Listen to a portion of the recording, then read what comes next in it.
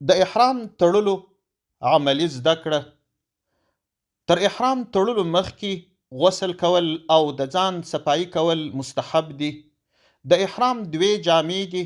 لومړۍ جامه به په داسې ډول لنګ کړي چې د نامه څخه بیا تر زنګنونو لاندې د بدن حصه پکښې پټه سي. جامه به په منظم ډول پر ځان راوپیچي چې تاسو یې وینئ. یعنی د جامې دواړه سرونه به سره یو ځای کړي. لومړی به یې سرونه په عمودي ډول کت کړي، بیا به یې سرونه په افقي ډول یو یا څو ځلې کت کړي. په دې ډول تړلو سره به د لمانځه او نورو حالاتو پر مهال پښې ازادې وي او ستونزه به نه پیښوي، او نه به د لنګ جامه په هر حرکت ایسته کیږي چې بدن یې پکښې بې ستره سي.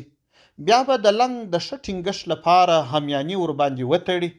د یوې خوا به لنګ ښه محکم سي، د بلې خوا به ضروري شیان لکه ټلیفون، پیسې او اسناد پکښې خوندي سي. بیا به دوهمه جامه د پټو یا څادر په شکل پر ځان راتاو کړي او یو سر به یې په لنګ کې بند کړي تر څو هره لحظه د اوښو څخه ونه لویږي. اوږې به دواړې پوټې کړي.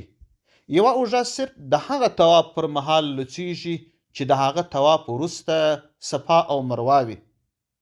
دا خبره دې یاده وي چې په داسې ډول به جامه نه پیچي چې د لنګ یو طرف پوره تاو کړي بیا بل طرف پوره تاو کړي، ځکه بیا به یې د بدن حصې په اسانۍ سره ښکاره کیږي. د ناستې او تګ پر مهال به د ستونزو سره مخ وي. د ښځو د احرام لپاره ځانګړي جامې نسته، بلکې هغه خپلې جامې به اغوندي. صرف د احرام تر نیت وروسته به مخ نه پټوي. بیا به 2 رکعاته نفل د احرام په نیت په پټ سر وکړي، ځکه تر نیت کولو مخکې لا احرام بند نه دی. وروسته به د عمرې نیت وکړي. د عمرې نیت داسې دی: اللهم إني أريد العمره فيسرها لي وتقبلها مني. ای الله، زه د عمرې اراده لرم، راته اسانه یې کړه او راڅخه قبوله یې کړه. د نیت تړلو سره سم به سر لوڅ کړي او تلبیه به نارینه په لوړ غږ او ښځې په کرار غږ پیل کړي. د تلبیې الفاظ داسې دي: لبیک اللهم لبیک، لبیک لا شریک لک لبیک، ان الحمد والنعمة لك والملك لا شریک لک.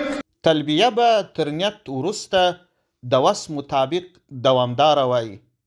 نارینه به د احرام تر نیت وروسته سر او پښې لوڅوي. ګنډلې جامې به نه اغوندي. د ویښتانو اخیستل، نوکان پرې کول او خوشبو استعمالول د نارینه او ښځو دواړو لپاره منع دي. نور ممنوعات هم سته، خو یاد شیان ډیر پیښیدونکي دي. دا چې تلبیه به څه وخت بس کوي او نور به کوم کارونه کوي، هغه به په بل درس کې سره شریک او بیان کړو ان شاء الله.